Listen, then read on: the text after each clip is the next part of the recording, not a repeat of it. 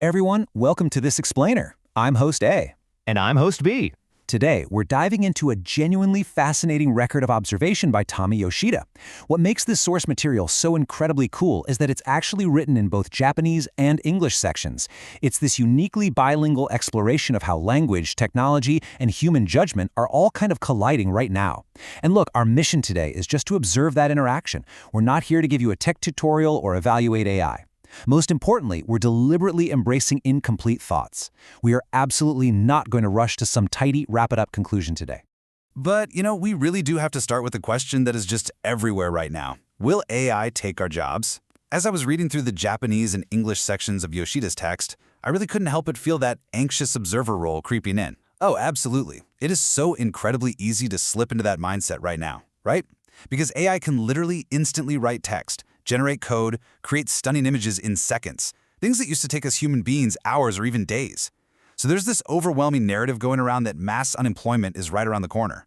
You constantly hear things like, young people gotta hurry up, or soon humans just won't be needed at all. It's a really heavy anxiety to carry.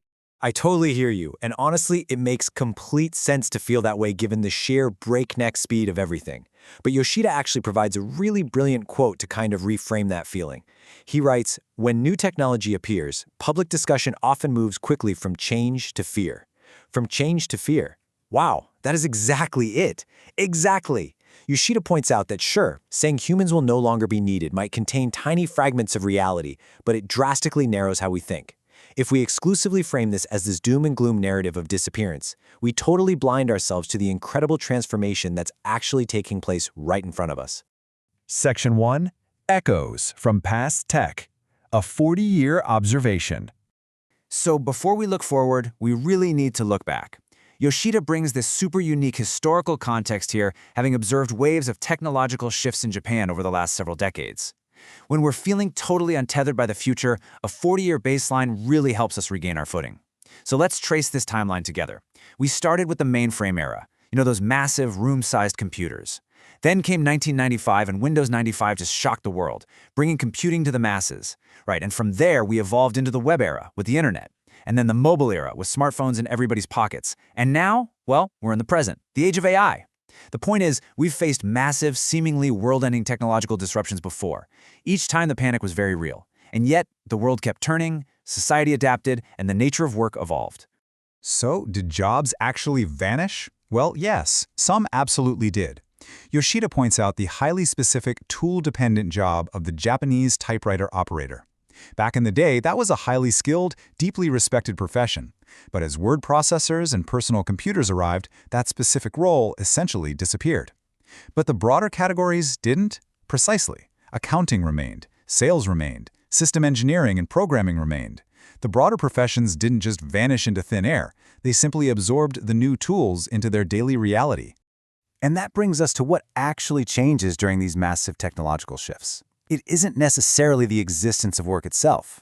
It really boils down to three things: the tool being used, the workflow surrounding that tool, and crucially, the specific part of the task that is assigned to humans. It's all about how the human fits into this new puzzle. Exactly. Think about it. The internet created web designers. Smartphones created app developers. It really makes you wonder, with genuine curiosity rather than fear, what entirely unnamed jobs AI is about to create for us next. What do you think? Honestly, I think that's the multi-million-dollar question. And it forces us to look at how our day-to-day workflow is going to shift to accommodate all this. Section 2. The 0.5 step. The human pause.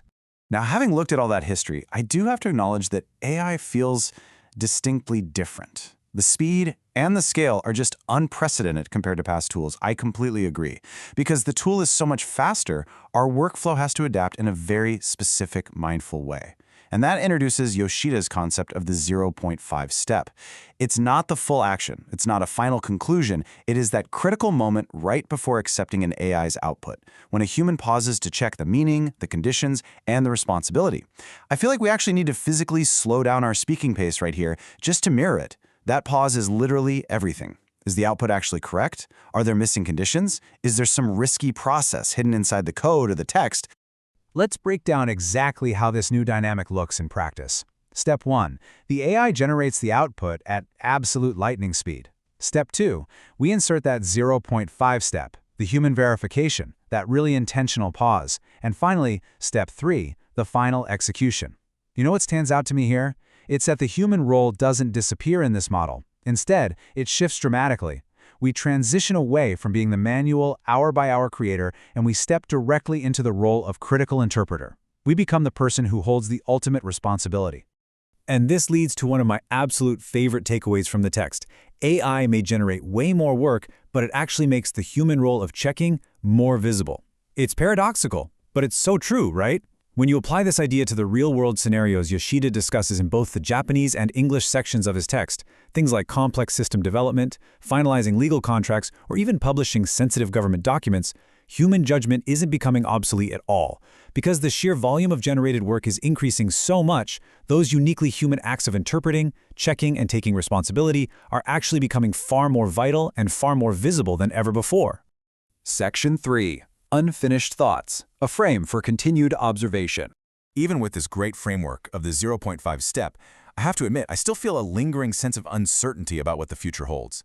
And the beauty of Yoshida's perspective is that we are going to completely embrace that uncertainty. As he eloquently puts it, perhaps this is not a conclusion, but a frame for continued observation. Oh, I love that. It validates that incomplete thought we don't have to force some definitive answer today. Exactly. When you look at the complex, deeply intertwined relationship between humans and our tools over the last 40 years, simply saying jobs will disappear is just far too simplistic. It's a reactionary soundbite, not a universal truth. We are committing to observing this evolution carefully without rushing to the end of the story. So we're going to conclude this explainer by refusing to provide you with a neat, perfectly packaged ending. Instead, we want to leave you with this lingering philosophical question to just ponder on your own. What remains for humans when the tools become stronger? As you encounter AI in your own life and work this week, pay close attention to your own 0.5 step. Thank you so much for taking the time to pause and reflect with us today on this explainer. Let's keep observing together.